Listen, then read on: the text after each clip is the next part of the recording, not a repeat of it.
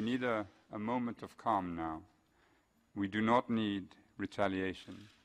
Neither Islam nor multiculturalism in Europe is to blame for the bloody attack 2 mornings ago, as some right-wing political leaders have already begun to say. The Nation of Islam is under attack, not from the United States or from countries abroad, but from within. The murders of James Foley, Stephen Sotloff, the journalists at Charlie Hebdo, all by radical Islamists who use a warped view of a religion as a justification for violence. And it is due to that view of many that a hashtag, #KillAllMuslims, is making its way around the world as we speak, and forcing those in defense of their faith and way of life to speak out as loudly as they can. Let's welcome to MidPoint an American Muslim activist and writer who focuses on issues relating to women and girls in Muslim-majority societies, who says it's time moderates speak out against radicals and retake the Muslim religion. Let's welcome Raquel Evita Saraswati to the show. Raquel, thank you so much for being here.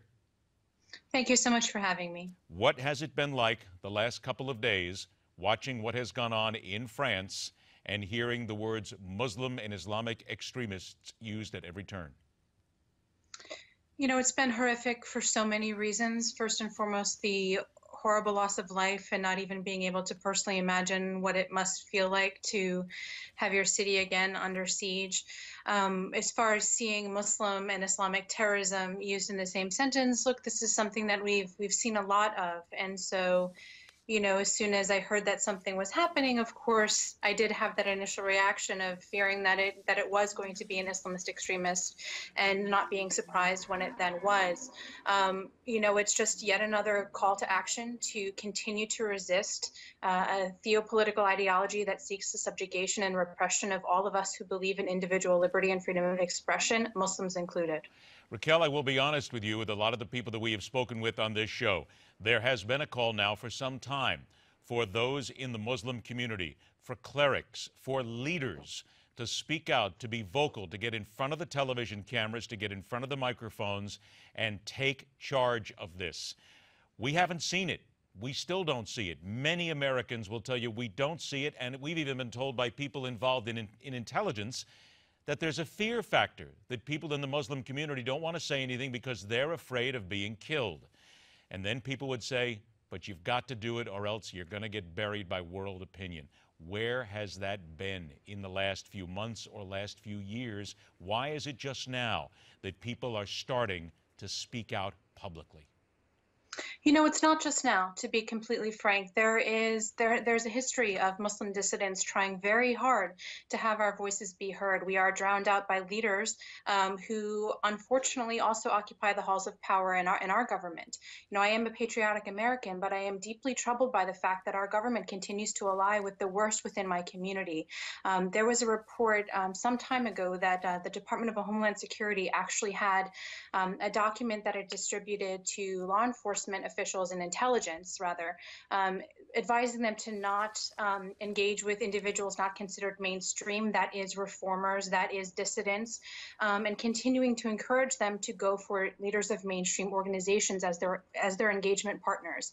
So from Saudi Arabia to even at home, we see not the engagement of reformist dissident voices, but the engagement of the clerical establishment, of leaders of organizations that aren't ready to take things on in the same way that perhaps I am, and people like me. And so we really do need the support of non-Muslim allies in helping to magnify the voices of those of us who are very honest and forthright about what the problems really are. Let me see if I'm understanding. Are you saying that members of the American government themselves are afraid of letting dissidents such as yourself and peaceful Muslims speak out? I don't know that it's a fear. You know, when I see, you know, over the past however many decades, our government continued to be close with the government of Saudi Arabia, which funds and propagates a particularly malignant interpretation of Islam that hurts me as an American, and it hurts me as a Muslim who seeks change and believes in what America is about. You know, that's intensely problematic and intensely troubling. And we need to see law enforcement, for example, engage with Muslims like myself, engage with Muslims who understand what the problems are, and really seek out those dissident voices who are willing to speak out. You know, we are out there, we are trying to make a change, but across across the world, voices like ours are often silenced. How is let me interrupt if I might. How is law enforcement then supposed to get involved when we're told that members of the Islamic community, even here in America, don't trust law enforcement and they see them as always looking to hammer down on the Muslims? How does law enforcement supposed to work with that group then? The first thing then is to recognize that those voices who are saying that don't speak for all of us. That it's not to say that that various communities haven't had their tensions with law enforcement. That's just part of reality, right? But the fact is that individuals who refuse to engage with the government, individuals who refuse to engage in order to solve these issues, don't speak for all of us. They're not the solution. People who do speak out are the solution, and we need to continue to be engaged. We need to have the support of non-Muslim allies, and we need to really make our voices heard. What is the solution, though, in the communities? Because there are those people who say that these are young, disaffected males who are unemployed. They're looking for something to be a part of here. There are people I've heard in the last 24 hours who says it's society's fault that they become radicalized Muslims. I have to tell you, I have a difficult time, and so do others, believing that it's society's fault, that it makes people want to pick up a rifle and murder people in the middle of the day. Right. I think whenever there's violent crime, there is certainly a role of society and the family and the community in trying to figure out what happened there, whether the criminal be Muslim or non-Muslim. In the Muslim community, it is, I tend to think, or I do think that part of the problem is an identity issue. So political Islam or Islamism or radicalism tends to offer people a sense of identity that they might not otherwise have. So for some people, it's some kind of sense of salvation, or that they are part of a bigger picture.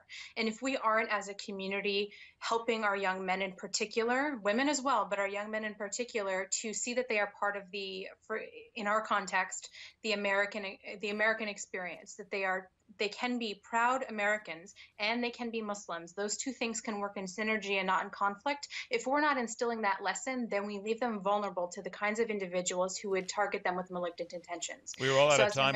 Muslim. We're all out of time, unfortunately, but may I ask, would you be willing to come back on again and put your face to this and your voice to this as well when we have items to talk about with regard to the Muslim community? Of course, I'd be happy to. Absolutely. Well, we will absolutely do. And, Raquel, let me just say to you, first of all, congratulations on being someone who's willing to get out there and put a face on it, because that's what is needed to help turn whatever tide is here. I thank you so much for your time and your bravery. Raquel, I look forward to speaking to you again. Thank you. You too. All right, take care. We're back after a short break, where we question everything and where we follow the events around the world. This is MidPoint.